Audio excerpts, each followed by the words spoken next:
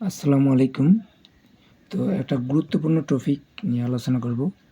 অনেকেই মনে করি যে ডিটারমিনার শুধু মনে হয় আর্টিকেল। আসলে ডিটারমিনার্স বলতে যে শুধু আর্টিকেল ব্যাপারটা এমন না। ডিটারমিনার্স মানে হচ্ছে নির্দেশক, আর্টিকেল মানেও কিন্তু নির্দেশক। তবে ডিটারমিনার্স মানে হচ্ছে শুধু নির্দেশক না।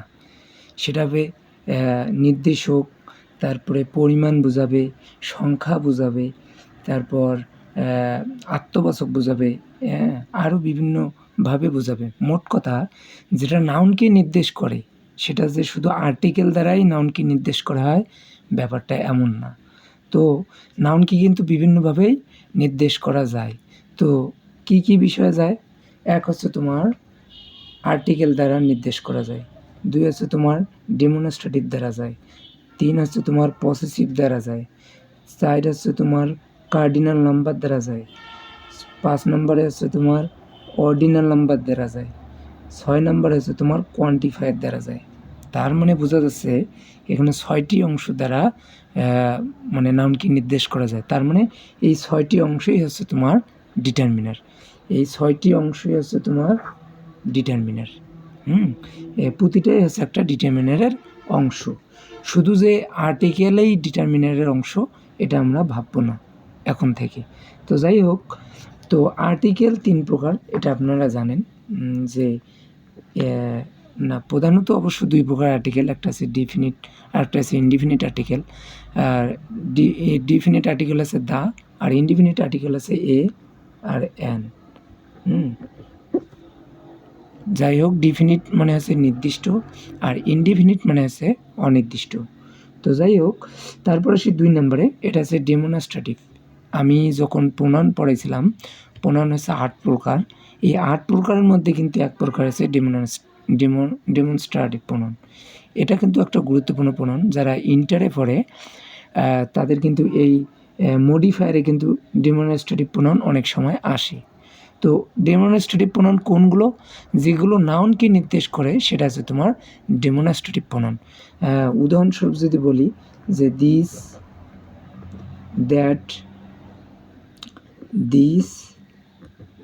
দ্যাট, তারপরে দোস, তারপরে আরও যদি বলি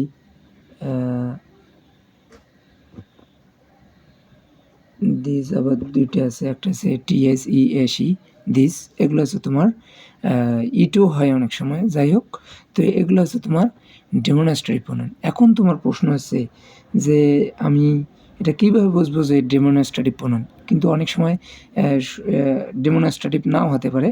আর এখন আমরা আসবো যে কীভাবে বুঝবো যে এটা ডেমনস্ট্রেটিভ প্রোনাউন। এখন আসি, যখন থাকবে সেন্টেন্সে যে দিস ইজ এ টেবল, এই দিস দ্বারা কিন্তু টেবিলকে নির্দেশ করতেছে। দিস দ্বারা কিন্তু টেবিলকে বোঝাচ্ছে। মিনিং কি? যে ইহা একটি কলম, ইহা একটি টেবিল, মানে ইহা কাকে বোঝাচ্ছে? টেবিলকেই বোঝাচ্ছে। তার মানে এটা হচ্ছে তোমার ডেমনস্ট্রেটিভ প্রোনাউন। আরও এরকম আছে যেটা দিস, দ্যাট, দোজ, এগুলো আছে তোমার সব কিছু নাউনকেই নির্দেশ করে। এই জন্য এগুলোকে বলা হচ্ছে তোমার নির্দেশক। আর যদি থাকে যে আই লাইক দিস বুক, যে আমি এই বই পছন্দ করি, তার মানে দিস বুক এ তো সরাসরি বইকে বোঝাচ্ছে। দিস বুক, এই দিস দ্বারা এই বইকে বোঝাচ্ছে। তার মানে এটা নির্ঘাত তোমার এই দিসটা আছে তোমার ডেমনস্ট্রেটিভ প্রোনাউন। কিন্তু এখানে যে আছে এটাও কিন্তু ডেমনস্ট্রেটিভ প্রোনাউন। এটা শুধু যে নাউনের সাথে থাকলেই যে ডেমনস্ট্রেটিভ হবে ব্যাপারটা এমনও না। কিন্তু সাবজেক্ট হিসেবে বসার পর অনেক সময় অবজেক্টকে বোঝাইতে পারে। যখন সাবজেক্ট বসার পর যখন অবজেক্টকে বোঝাবে সেটাও কিন্তু তোমার ডেমনস্ট্রেটিভ প্রোনাউন, তখনও তোমার ডিটারমিনার বোঝাচ্ছে। আশা করি বুঝতে পারছেন। যদি না বুঝতে পারেন তাহলে অবশ্যই কোশ্চেন করবেন, আমি যথাযথ কোশ্চেনের অ্যান্সার দেওয়ার চেষ্টা করব। তো যাই হোক, 3 নম্বরে আছে তোমার পসেসিভ।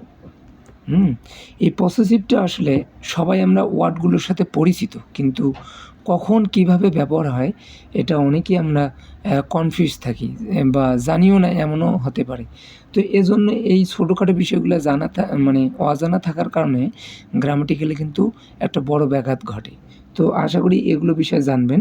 তো আমি পার্সন যখন পড়েছিলাম সেখানে কিন্তু পার্সনের যে প্রোনাউনগুলো আছে এগুলো ৩টা ফর্ম দিছিলাম। হি, শি, আই, উই, এগুলোর প্রতিটারে ৩টা করে ফর্ম আছে। আই হচ্ছে সাবজেক্টিভ ফর্ম, এর অবজেক্টিভ ফর্ম হচ্ছে মাই, এর পসেসিভ ফর্ম হচ্ছে এর অবজেক্টিভ ফর্ম হচ্ছে মি, আর এর পসেসিভ ফর্ম হচ্ছে মাই।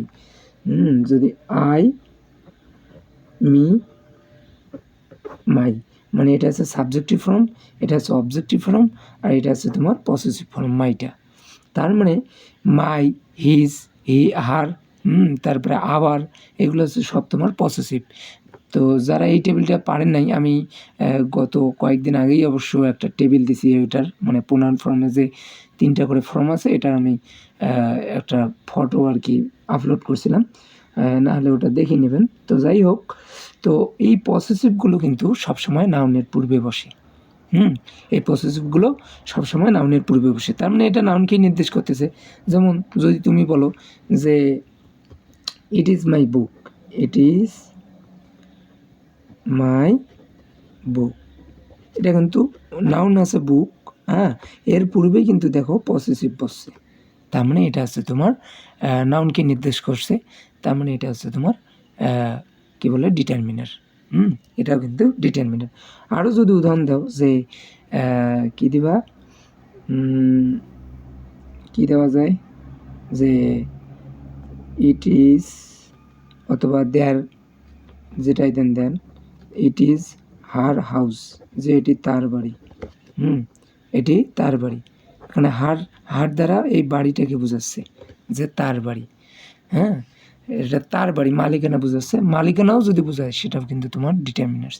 এখন যদি তুমি মালিকানা না বুঝলে সমস্যা নাই, কিন্তু হাউসটা তো নাউন, এটা তো জানো, তাহলে হাউসটা নাউন হওয়ার পূর্বে যেহেতু পসেসিভ বসে, তার মানে পসেসিভটা হচ্ছে তোমার, এটা হচ্ছে তোমার ডিটারমিনার।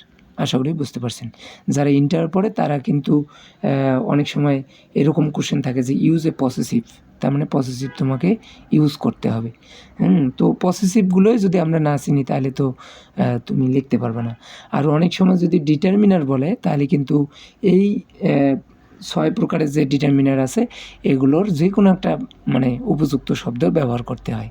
তো যাই হোক, পসেসিভ গেল। এখন আসি কার্ডিনাল নাম্বারগুলো হচ্ছে সেটাই যেটা সরাসরি সংখ্যা বোঝায়, যেমন 1, 2, 1, 2, 3, 4, 5, 6, 7, এই টাইপের যত আছে সব হচ্ছে তোমার কার্ডিনাল নাম্বার। আর অর্ডিনাল নাম্বারগুলো হচ্ছে ফার্স্ট, সেকেন্ড, থার্ড, এগুলো যারা আছে সেগুলো হচ্ছে তোমার অর্ডিনাল নাম্বার। মানে সরাসরি যেটা সংখ্যা সেটা হচ্ছে তোমার কি বলে কার্ডিনাল নাম্বার, আর যেটা ক্রম বোঝাবে যে ফার্স্ট, সেকেন্ড, থার্ড, এগুলো হচ্ছে তোমার অর্ডিনাল নাম্বার। আশা করি বুঝতে পারছেন। আর কোয়ান্টিফায়ারটা খুবই গুরুত্বপূর্ণ।